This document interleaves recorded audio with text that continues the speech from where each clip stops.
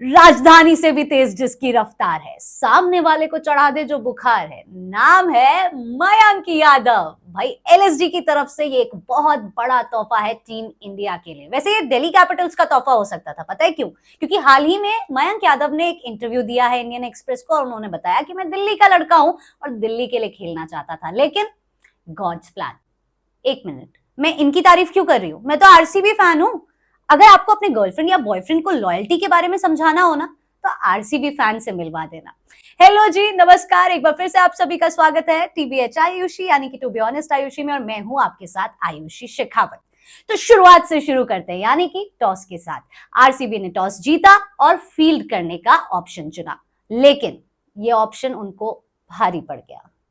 तो भैया ये तो सब जानते हैं कि आरसीबी के पास बॉलर्स तो कुछ खास है नहीं, तो इनकी बॉलिंग की क्या ही तारीफ करें। एलएसजी की बैटिंग के बारे में बता देते हैं, क्योंकि पहले बैटिंग तो इन्होंने ही की थी ना। 5 ओवर के बाद इनका पहला विकेट गया केएल राहुल का, जो कि बतौर कप्तान आज नजर आए। हालांकि उनकी इंजरी के बारे में सब जानते हैं, उनकी कप्तानी बहुत जोरदार थी, लेकिन बैटिंग बहुत खास देखने को नहीं मिली। ग्लेन मैक्सवेल ने इनका विकेट लिया और उसके बाद 8वां ओवर खत्म होने वाला था, अंत में देवदत्त पडिक्कल का भी विकेट गया, जो कि मोहम्मद सिराज ने लिया। हालांकि इन्होंने भी बैटिंग बहुत शानदार नहीं की, लेकिन फील्डिंग भाई साहब क्या कमाल की है, जो हम आपको बाद में बताएंगे आरसीबी की बैटिंग के दौरान।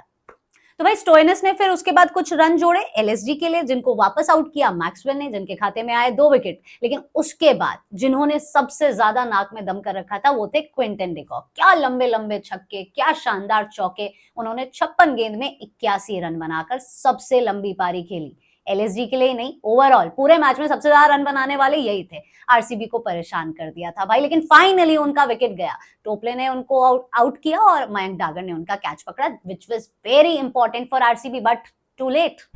तो भैया स्कोर खड़ा कर दिया इन्होंने 181 का और टारगेट दिया 182 का, जो कि बहुत ज्यादा होना नहीं चाहिए था आरसीबी के लिए, क्योंकि इनके पास बहुत ही कमाल के बैटर्स हैं। लेकिन इनकी बॉलिंग की बात करते हैं, कंक्लूजन यहाँ पे आपको बता देते हैं, फिर आगे बढ़ेंगे। यहाँ पर ग्लेन मैक्सवेल के खाते में आए 2 विकेट, यश दयाल ने लिया 1 विकेट, और इन दोनों के अलावा किसी भी बॉलर की इकोनॉमी 9.8 और 11 से ऊपर ही थी, उससे कम नहीं थी। इसका मतलब समझ रहे हो आप, बहुत खराब, बहुत घटिया गेंदबाजी है इनकी। लेकिन बैटिंग तो इनकी शानदार होनी चाहिए थी। चलिए अब उसके बारे में बात करते हैं। विराट कोहली ने ओपन किया था फाफ डु प्लेसी के साथ। बहुत ज्यादा उम्मीदें थी, ऑफ कोर्स होम ग्राउंड है, आरसीबी सब चैंट कर रहे थे, लेकिन विराट कोहली का विकेट गया। कब और किसने लिया, ये ध्यान से सुनो। वो मैं इसलिए कह रही हूं क्योंकि इन्होंने आईपीएल में अपना पहला विकेट लिया है, वो भी किंग कोहली का। भाई इस बंदे को तो चैन से नींद नहीं आने वाली, खुशी के मारे नींद नहीं आने वाली। ये नाम है मणिवरन सिद्धार्थ। भाई वाह, कमाल कर दिया लड़के। तो भाई विराट कोहली तो लगातार परफॉर्म कर ही रहे थे। आज अगर थोड़ा जल्दी आउट हो गए तो बाकियों को कमान संभालनी चाहिए थी, क्योंकि आपके पास तो सारे ही बैटर्स कमाल के हैं। लेकिन कभी कोई 4 गेंद के बाद आउट हो रहा है, कभी कोई 2 गेंद के बाद आउट हो रहा है। ये चल क्या रहा है आरसीबी में? रुको ढंग से समझाती हूँ। दूसरा विकेट गया फाफ डु प्लेसी का।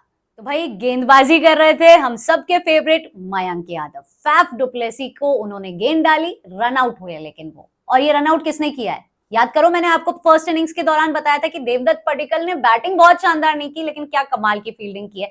कप्तान साहब को रन आउट कर दिया, और रन आउट भी ऐसे वैसे नहीं, फ्रेम में भी नहीं दिख रहे थे फाफ डु प्लेसी, इतना दूर थे। क्या कमाल का विकेट देवदत्त पडिक्कल ने लिया है।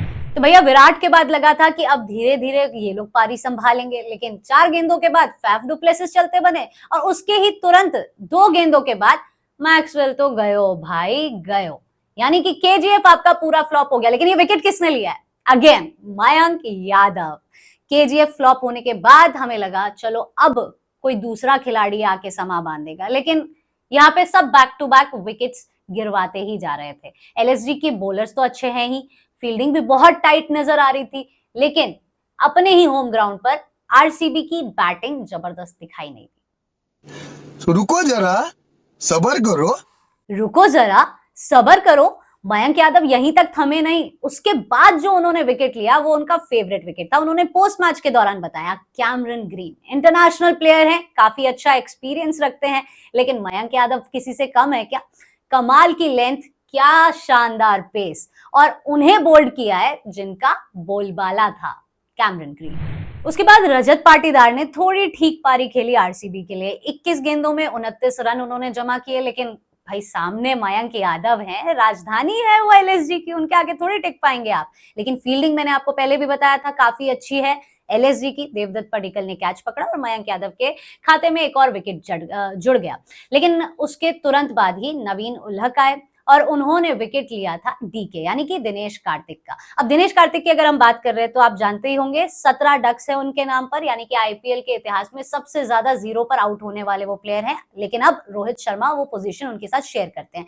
आज भी वो जीरो पर आउट होने वाले थे, यानी कि उनका खाता जो है वो 17 से 18 पे पहुंच सकता था, लेकिन उन्होंने सही टाइम पे डीआरएस ले लिया और वो नॉट आउट थे। लेकिन कुछ अच्छा उन्होंने कमाल किया नहीं। उसके बाद मयंक डागर का विकेट जाता है, 0 पर वो आउट हो गए। यश ठाकुर ने उनका विकेट लिया और 3 गेंदों के बाद ही महिपाल लोमरोर को भी यश ठाकुर ने चलता किया। लेकिन महिपाल लोमरोर ने बहुत शानदार पारी खेली आज आरसीबी के लिए। 13 गेंदों में 33 रन जोड़े। क्या शानदार छक्के, क्या कमाल के चौके, एक बार के लिए गेम पलट दिया था। आरसीबी के फेवर में यहां गेम जाता हुआ नजर आ रहा था, लेकिन यश ठाकुर ने आज वो होने नहीं दिया।